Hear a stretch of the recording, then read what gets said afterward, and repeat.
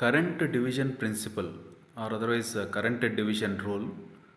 So ఇక్కడ current division principle is applied for parallel elements. So when the elements are connected in parallel. So ఇది అర్థం చేసుకోవడానికి I'm taking two resistors which are connected in parallel and to that parallel combination I is the current coming. ఈ I అనేది ఏమవుతుందంటే I1 I2గా divide అవుతుంది. R1 అనే రెసిస్టర్లో I1 అనే కరెంట్ పోతూ ఉంటే R2 అనే రెసిస్టర్లో I2 అనే కరెంట్ పోతుంది. సో రెండు కలిపి మళ్ళీ I అనే కరెంట్గా వస్తుందన్నమాట. సో ఇప్పుడు I అనేది total current. So what is the share of R1, what is the share of R2? So R1లో ఎంత కరెంట్ పోతుంది, R2లో ఎంత కరెంట్ పోతూ ఉంది. So that we can get from the current division rule. So ఇక్కడ I1 equal to R2 by R1 plus R2 into I. So that is the mathematical equation to find current in R1. So R1లో current ఎంత అంటే R2 by తీసుకోవాలన్నమాట.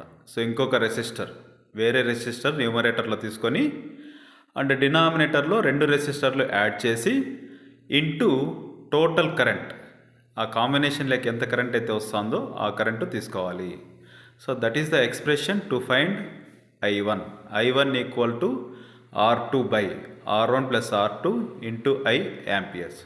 So అదేవిధంగా what is the current in second resistor, that is R2.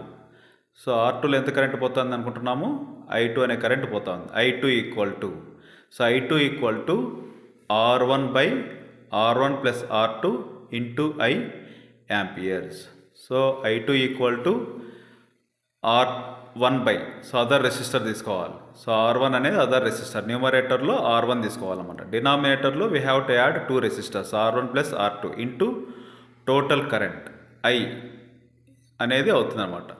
So ఫైనల్గా I1 equal to R2 by I1 equal to R2 by R1 plus R2 into I amperes and I2 equal to R1 by R1 plus R2 into I amperes. So this is current division principle or current division rule.